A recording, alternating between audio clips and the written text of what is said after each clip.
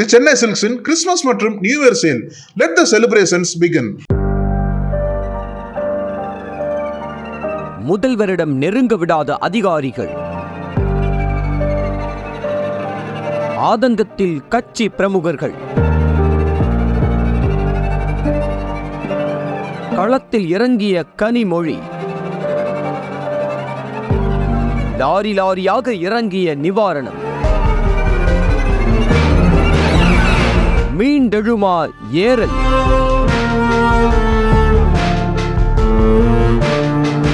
தத்தளிக்கும் மக்கள்.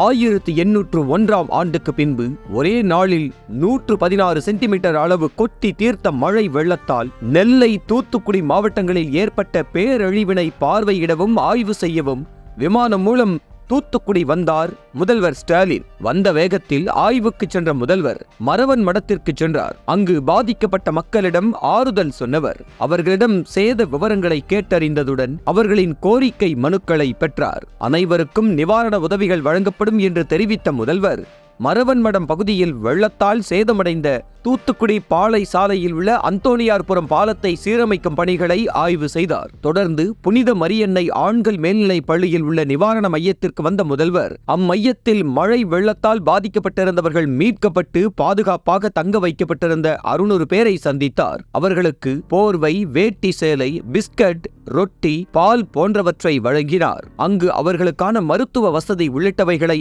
ஆய்வு செய்தார். எம்பி கனிமொழி, அமைச்சர்களான கீதா ஜீவன், KN நேரு உடன் சென்றனர். பின்னர் எட்டயபுரம் ரோடு 3வது ரயில்வே கேட் மேம்பாலம் சென்ற முதல்வர் அங்கிருந்து மாநகரில் வெள்ளம் சூழ்ந்த பகுதிகளை பார்வையிட்டவர் உடனடியாக வெள்ள நீரை வெளியேற்ற துரித நடவடிக்கை எடுக்க வேண்டி அதிகாரிகளை விரைவுபடுத்தினார். வெள்ளம் சூழ்ந்த குறிஞ்சி நகர், போல்பேட்டை பகுதிகளை ஆய்வு செய்த முதல்வர் பாதிப்பு விவரங்களை கேட்டறிந்தார். தூத்துக்குடி பகுதிகளில் ஆய்வை முடித்துவிட்டு பாதிப்பிற்குள்ளான நெல்லை பகுதிகளை ஆய்வு செய்ய வந்த முதல்வர் நெல்லையில் மழை வெள்ளம் பாதித்த ஜங்ஷன் பகுதிகளை பார்வையிட்ட பின்னர் மாநகராட்சி அலுவலகம் அருகிலுள்ள வர்த்தக மையத்தில் நிவாரணப் பொருட்கள் வழங்க தயார் செய்யப்படும் பணியினை பார்வையிட்டார். இதனிடையே சேத விவரங்களை முதல்வரிடம் தெரிவிப்பதற்காக அவரை சந்திக்க வந்த கட்சியின் மூத்த நிர்வாகிகள், மாவட்ட செயலாளர்களை கூட அதிகாரிகள் அனுமதிக்கவில்லை என்ற ஆதங்க குரல்களும் கிளம்புகின்றன. கட்சி நிர்வாகிகளையோ MLAக்களையோ அனுமதித்திருந்தால் முதல்வரின் கவனத்திற்கு இவைகள் உட்பட மொத்த நிலவரத்தையும் அவர்கள் கொண்டு போயிருப்பார்கள். ஆனால் பாதுகாப்பு அதிகாரிகள் ஒரு சிலரை கூட அனுமதிக்கவில்லை என்கிறார்கள் கட்சியினர் ஆதங்கமாக. மறுபுறம் MP கனிமொழி 2 லாரிகளில் நிவாரணப் பொருட்களை கொண்டு வரச் செய்து ஏரல் மக்களுக்கு உதவி இருக்கிறார். முன்னதாக தூத்துக்குடியில் ஒரு பகுதியை முடித்துவிட்டு வேறு பகுதிக்கு கிளம்பிய கனிமொழி தங்களுக்கு 3 நாட்களாக நிவாரண உதவி கிடைக்கவில்லை என்று நகரின் 3வது மைலில் மக்கள் சாலை மறியலில் ஈடுபட்டதை அறிந்து அங்கே விரைந்தவர் அம்மக்களை சமாதானம் செய்தவர் அவர்களுக்கான நிவாரண உதவிகளை செய்துவிட்டு கிளம்பினார்.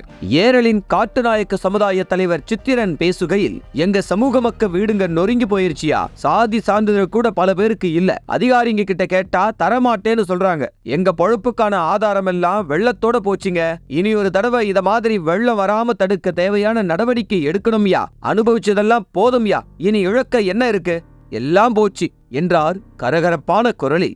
ஏரலின் செந்தில்வேல் நம்மிடம் கூறுகையில், 30 வருஷத்துக்கு முன்னால பக்கத்து ஊர்ல இப்படித்தான் வெள்ளம் வந்துச்சு, இப்ப இங்க பெரிய வெள்ளம், என்னோட பலசரக்கு கடையில சரக்கு வெள்ளத்தால் நாசமாயிருச்சு, சீனி, கருப்பட்டி மூட்டைங்க தண்ணியில கரைஞ்சு போயிடுச்சு, பொங்கல் பண்டிகைக்காக பலசரக்கு பொருட்களை லட்சக்கணக்கில் கடன் பட்டு எல்லா கடைக்காரர்களும் கொள்முதல் பண்ணினது வெள்ளத்துல நாசமாய் போயிட்டு கடனாளியா நிக்கோம்யா என்றார் வேதனையுடன்.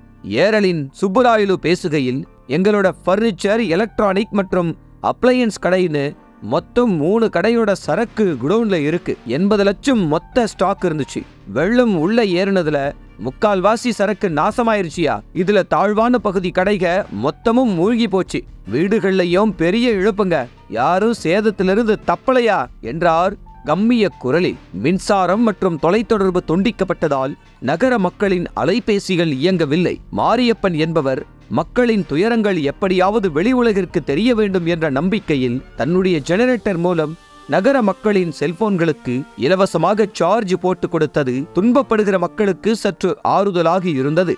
ஒட்டுமொத்தமாக நிலை குலைந்து போயிருக்கும் ஏரல் நகரம் எப்போது முழுவதுமாக மீண்டெழும் எனும் கேள்வி அப்பகுதி மக்களிடம் தொக்கி நிற்கிறது.